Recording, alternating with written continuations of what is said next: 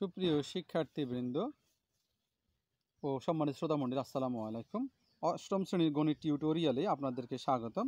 আজকে আলোচনা করব 72 পৃষ্ঠা থেকে। আপনারা যারা চ্যানেলে নতুন, এই চ্যানেলে প্লে স্টোরে প্লে লিস্টে দ্বিতীয় থেকে নবম শ্রেণীর বিভিন্ন ক্লাসগুলো সাজানো অবস্থায় আছে। আপনাদের প্রয়োজনীয় ক্লাসগুলো সেখান থেকে সংগ্রহ করে নিতে পারেন। সেখানে আমরা একটা তথ্য দেখি। অষ্টম শ্রেণীর একজন শিক্ষার্থী শান্তা মাঝে মধ্যে তার মা বাবা নিকট আত্মীয় থেকে উপহার হিসেবে কিছু টাকা হাতে পায়। শান্তা চিন্তা করলো সে টাকা সে সঞ্চয় করবে। এজন্য তার মায়ের সঙ্গে সে কাছে একটা ব্যাংকে গেল, একটা স্কুল ব্যাংকিং সঞ্চয় অ্যাকাউন্ট খুলতে। ব্যাংক কর্মকর্তা শান্তাকে বলল সে একটা অ্যাকাউন্ট খুলতে চায়, সেখানে সে প্রতি মাসে 200 টাকা সঞ্চয় করতে চায়। ব্যাংক কর্মকর্তা জানালেন হিসাব খুলতে তাকে প্রয়োজনীয় কাগজপত্র এবং প্রারম্ভিক 100 টাকা জমা দিয়ে অ্যাকাউন্ট খুলতে হবে। সেই সঙ্গে প্রথম মাসের কিস্তি বাবদ তাকে আরও 200 টাকা অর্থাৎ 300 টাকা জমা দিতে হবে। এরপর প্রতি মাসে কিস্তি 200 টাকা নিয়মিত জমা দিতে হবে। এই টাকা জমার উপর সে ব্যাংক 7% হারে মুনাফা যোগ হবে। এই মুনাফার হার পরিবর্তনও হতে পারে।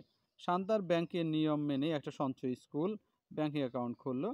তুমি কি জানো কিস্তি কি এবং 7% হারে সরল মুনাফা কি?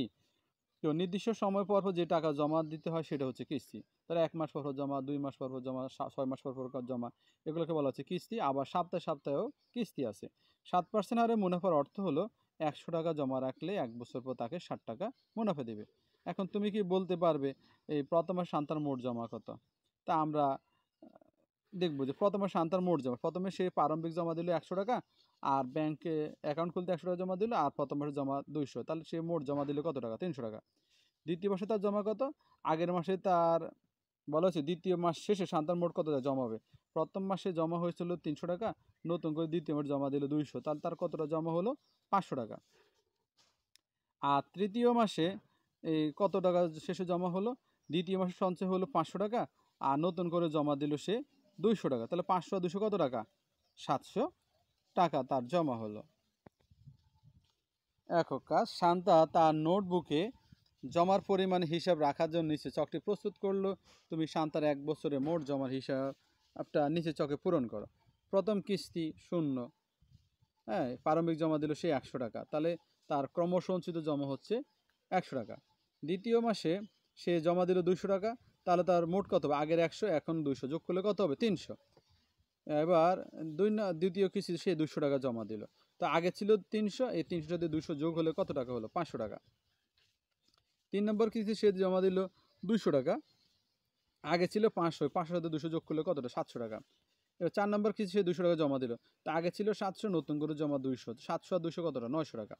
5 নম্বর কিস্তি সে আবার 200 দিল জমা 200 টাকা, তাহলে আগে ছিল 900, এখন দিল 200, যোগ করলে তার কত জমা হলো? 1100 টাকা 5 মাস শেষে। এরপরে 6 নম্বর মাসে সে আবার জমা দিল 200 টাকা, তাহলে আগের পঞ্চম মাসে 1100 আর 200 যোগ করলে তার হলো 1300 টাকা। এরপরে আবার সপ্তম মাসে সে 200 টাকা জমা দিল, তা আগের 1300 টাকার সাথে 200 টাকা জমা হলে কত হবে? 1500 টাকা। এরপর পরের মাসে আবার 200 টাকা জমা দিল, তা আগের 1500 টাকার সাথে 200 টাকা জমা হলে কত হবে? 1700 টাকা। আবার পরের মাসে এসে সে আবার জমা দিল 200 টাকা, তো আগে 1700 টাকার সাথে 200 টাকা যোগ হলে কত হচ্ছে? 1900 টাকা। এখন আবার দশম মাসে এসে সে 200 টাকা জমা দিল, তাহলে আগের মাসে 1900, এখন 200 যোগ করলে কত হলো? 2100 টাকা। এরপর আবার 11তম মাসে এসে সে 200 টাকা জমা দিল, আগে ছিল 2100, এখন নতুন করে 200 জমা হলে কত? 2100 আর 200 2300 টাকা। 12 নম্বর মাসে সে জমা দিল 200 টাকা, তাহলে আগের মাসে 2300 টাকা সহ আগের টোটাল 2300 টাকা সহ নতুন জমা হলো 200 আর 2300 2500 টাকা। জোড়ায় কাজ, উপরের ছবিটি পর্যবেক্ষণ করে শান্তার কিস্তির সংখ্যা এবং মোট জমার মধ্যে সম্পর্ক খুঁজে বের করো। তো আমার সম্পর্ক কি? মোট জমাটা কেমন হচ্ছে? কিস্তির সংখ্যা গুণ কিস্তির পরিমাণ। কিস্তির সংখ্যা কয়টা, তার সাথে কিস্তির পরিমাণ, আর যোগ কি? প্রারম্ভিক জমা। অর্থাৎ সে যদি 5 কিস্তি দেয়, 5 গুণ কিস্তির পরিমাণ 200, 5 কিস্তি আর 200 গুণগুলো 1000, আর প্রারম্ভিক জমা 100, তাহলে 1100, 5 কিস্তি তার 1100 জমা হবে। এভাবে আমার সূত্রটা বা সম্পর্কটা তৈরি হবে। এবার আমাকে এই তথ্য ব্যবহার করে বলা হচ্ছে কি 16 মাস ও 23 মাস পরে শান্তার কত সঞ্চয় হবে। তো 16 কিস্তি দেখো, কিস্তির সংখ্যা 16, কিস্তির পরিমাণ 200, আর প্রারম্ভিক জমা 100, তাহলে 16 দুগুণে 3200, 3200 সাথে 100 যোগ করলে কত হবে? 3300 টাকা। 23 নম্বর কিস্তি জমা হবে কত?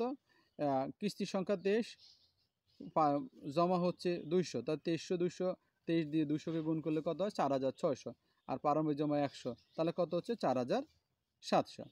এখন আসলে সরল মুনাফা, সিম্পল ইন্টারেস্ট। ব্যাংকে সঞ্চয় হিসাব খুললে নির্দিষ্ট হারে মুনাফা পাওয়া যায়। যেমন শান্তা নিয়মিত ব্যাংকে সঞ্চয় করে, তাই ব্যাংক থেকে সে মুনাফা পাবে। মুনাফা দুই ধরনের, একটা হলো সিম্পল ইন্টারেস্ট আর একটা হলো কম্পাউন্ড ইন্টারেস্ট। সিম্পল হলো সাধারণ মুনাফা, সরল মুনাফা, আর একটা হচ্ছে চক্রবৃদ্ধি কম্পাউন্ড মুনাফা। সরল মুনাফা তারপর চক্রবৃদ্ধি মুনাফার আমরা হিসাব করে দেখব কোন ধরনের মুনাফাতে শান্তা অধিক বেশি লাভবান হতে পারে। আমরা একটা উদাহরণ দেখি। উদাহরণ 1, 7% হার 3000 টাকা 6 বছরের মুনাফা কত? এখানে মুনাফার হার কত দিয়ে প্রকাশ করেছে? 7%, মানে 100/7। তারপরে আসল কত? 3000 টাকা, এই জন্য আসল 3000 টাকা। সময় কত? 6 বছর, সময়কাল হচ্ছে 6 বছর। তা আমরা লিখলাম 100 টাকার 1 বছরের মুনাফা 60 টাকা, 1 টাকার 1 বছরের মুনাফা হবে আরও কম, কম হলে ভাগ, 100 যাবে নিচে। 3000 টাকা 6 বছরের মুনাফা হবে আরও বেশি, আগের 100/7 লিখলাম, বেশি হলে গুণ, এই 1 টাকার মুনাফা কম কিন্তু 3000 টাকার মুনাফা বেশি, বেশি হলে গুণ 3000 টাকা গুণ। আবার 1 বছরের মুনাফা কম হয় কিন্তু 6 বছরের মুনাফা বেশি হয়, এই জন্য 6 গুণ। এবার আমরা কী করবো? 100 দিয়ে 300কে যদি আমরা ভাগ করি, এই 3000কে ভাগ করি, তাহলে কী পাবো? 30। এবার 30-এর সাথে গুণ দিলে হচ্ছে 210, 210কে 6 দিয়ে গুণ দিলে কত? 1260 টাকা। তার মানে 7% হারে 3000 টাকা 6 বছরের মুনাফা হচ্ছে 1260 টাকা। এখন এখানে একটা জোড়ায় কাজ দেওয়া আছে। জোড়ায় কাজের সম্পর্ক দেখো, এই মুনাফার সম্পর্কটা কি? সম্পর্ক হচ্ছে মুনাফা সমান মুনাফার হার গুণ আসল গুণ সময়। তোর যদি খেয়াল করো, এখানে হচ্ছে মুনাফার হার, এটা হচ্ছে আসল, আর এটা হচ্ছে কি সময়। এই জন্য হচ্ছে মুনাফার হার গুণ আসল গুণ সময়। অর্থাৎ পুরো এখানে হচ্ছে যে সে পুরোটা পাবে কিনা। পুরো 7% মুনাফা পেতে হলে তাকে পুরো 1 বছর জমা রাখতে হবে। আমরা এখানে দেখছি যে মুনাফার হার আসল সময়ের সম্পর্কে হিসেবে বললাম, তোমার সহপাঠীর সাথে একটা সম্পর্ক আমরা একটা আলোচনা করলাম যে হ্যাঁ, এই পুরো টাকা যদি 7% সে মুনাফা পেতে হয়, তাহলে ওই টাকাটা তাকে পুরো 1 বছর জমা রাখতে হবে। এবার আসো আমরা উদাহরণ 2টা দেখি। 76 পৃষ্ঠার উদাহরণ 2, 12% হারে 15,000 টাকা 3 বছরের মুনাফা কত? তাহলে এখানে মুনাফার হারকে আর দিয়ে প্রকাশ করে, রেট অফ ইন্টারেস্ট, এই জন্য এটা আর। ঠিক আছে, এটা এখানে হচ্ছে আর মুনাফার হার আর দিয়ে প্রকাশ করতে 12%। 12% মানে কি? 100/12, 100/12। আর আসল হচ্ছে ফি, আসলকে প্রকাশ করা হয় ফি দিয়ে।